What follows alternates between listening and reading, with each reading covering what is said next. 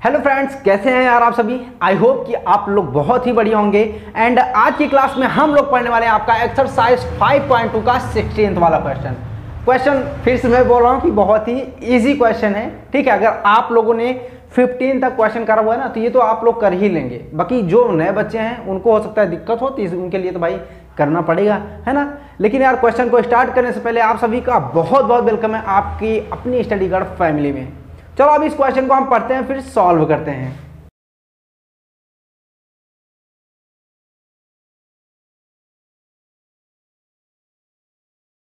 तो क्वेश्चन में आपका है कि भाई determine the AP was third term is 16 and the seventh term exceeds the fifth term by 12। ठीक है, अब समझो, कह रहा है कि डिटरमाइन द एपी यानी कि अरिथमेटिक प्रोग्रेशन आपको फाइंड करना है। वो थर्ड टर्म इज 16, जिसका कि थर्ड टर्म 16 हो, and the seventh term exceed the fifth term by 12, यानी कि जो इसका सेवंथ टर्म है ना, वो फिफ्थ टर्म से 12 ज्यादा है।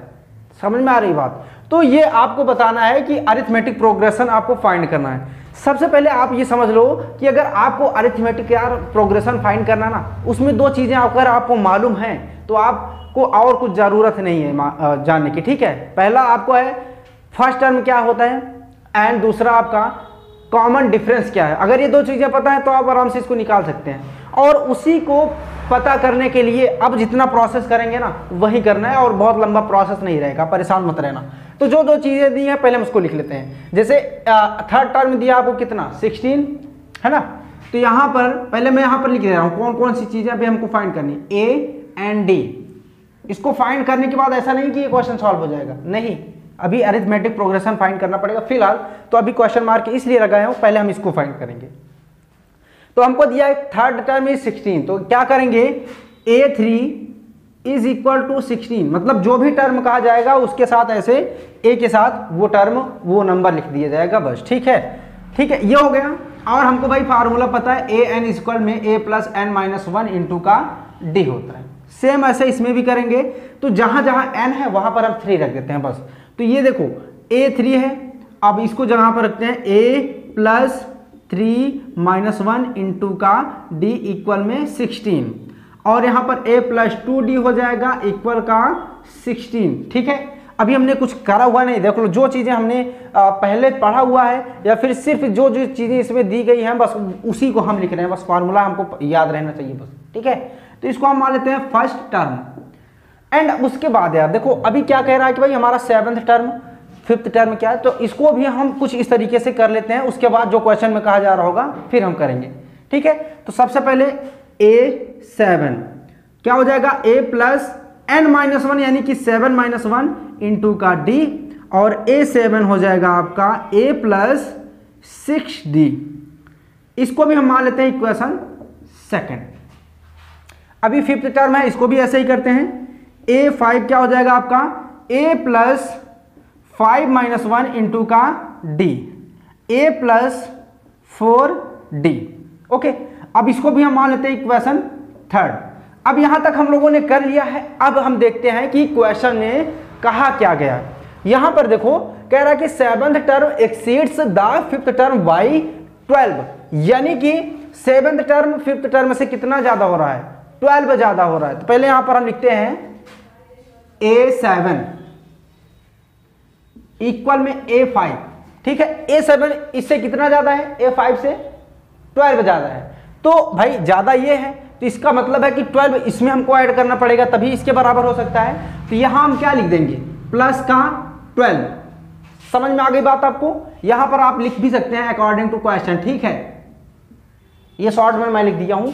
अभी अब जो जो वैल्यू है A7 एंड A5 की, यहां पर A5 लिख देते हैं, यहां पर रख देते हैं। ठीक है, और रखते हैं। तो A7 का आपको पता है a प्लस 6d है आपका, एंड इक्वल में a प्लस क्या हो जाएगा आपका 4d, और प्लस का 12 है ही, है ना। अब देखो a और यहाँ पर a, अभी ये वाला a इधर भेजोगे चाहे उस वाले को भेजोगे अपोजिट साइन हो जाएगा, मीन्स कि कैंसिल हो जाएगा अपोजिट साइन होने के बाद। तो क्या करते हैं, इसको हम यहीं से कैंसिल कर देते हैं। यहाँ कोई डाउट आपको नहीं होना चाहिए। ओके, अब देखो 6d है और 4d है, तो हम दोनों को एक साथ कर लेते हैं। ठीक है, जैसे यहाँ पर 6d है, इस 4d को हम इधर लेकर के आते हैं तो माइनस का 4d हो जाएगा आपका, इक्वल का 12 हो जाएगा। 6d माइनस का 4d क्या हो जाएगा, 2d और इक्वल का 12। 2 को भी हम उस तरफ भेजेंगे, मल्टीप्लाई में है उधर जाएगा तो डिवीजन में हो जाएगा भाई, तो d इक्वल में 12 अपॉन का 2 एंड कैंसिल होगा तो d की वैल्यू आई 6।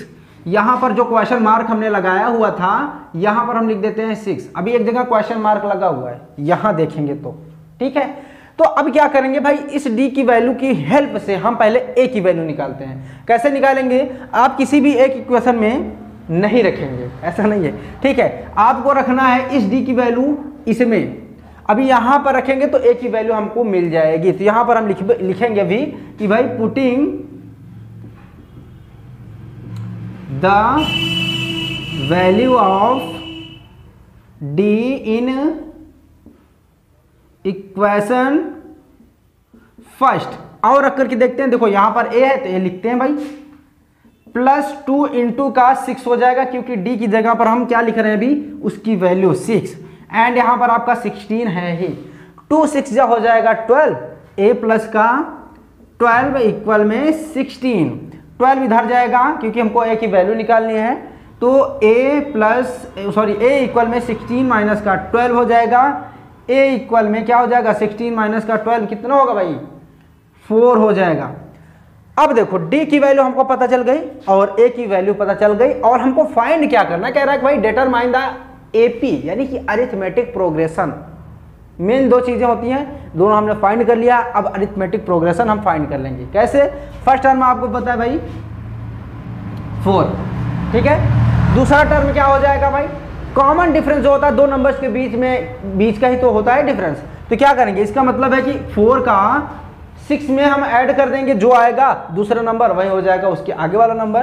तो 4 में अगर हम 6 ऐड करेंगे तो हो जाएगा 10। अब इस 10 में भी हम 6 ऐड करेंगे तो क्या हो जाएगा 16, एंड 16 में भी आप ऐड करेंगे तो हो जाएगा कितना 22, एंड ऐसे ऐसे आपका आता जाएगा, ठीक है। एंड इसमें क्या कहा था कि आपका भाई थर्ड टर्म कितना है 16। अगर ये अरिथमेटिक प्रोग्रेशन आपका गलत होता ना तो देखो थर्ड टर्म 16 आ रहा है, 16 ना आता। समझ में आ गई बात। तो ये आपका क्वेश्चन हो गया सॉल्व और हमने निकाल लिया अरिथमेटिक प्रोग्रेशन। आई होप कि यार सभी चीज़ें आपको बढ़िया से समझ में आए होंगी। किसी भी क्वेश्चन में यार कोई भी डाउट बनता है तो हमसे ज़रूर पूछना, उस पर या तो मैं अलग से वीडियो बना दूंगा अगर लगता है कि हाँ कुछ लॉन्ग आपका डाउट है, ठीक है। बाकी कोई भी डाउट हो ज़रूर पूछना। पिछले जो भी एक्सरसाइज हैं यार प्लेलिस्ट का लिंक मैं डिस्क्रिप्शन में दे दूंगा, तो वहाँ से जाकर के भी आप देख सकते हैं जो भी चीज़ें आपको प्रॉब्लम कर रही होंगी, ठीक है। तो यार आज की क्लास को हम यहीं पर एंड करेंगे, फिर मिलेंगे नेक्स्ट क्लास में नए क्वेश्चन के साथ। तब तक के लिए bye bye and take care.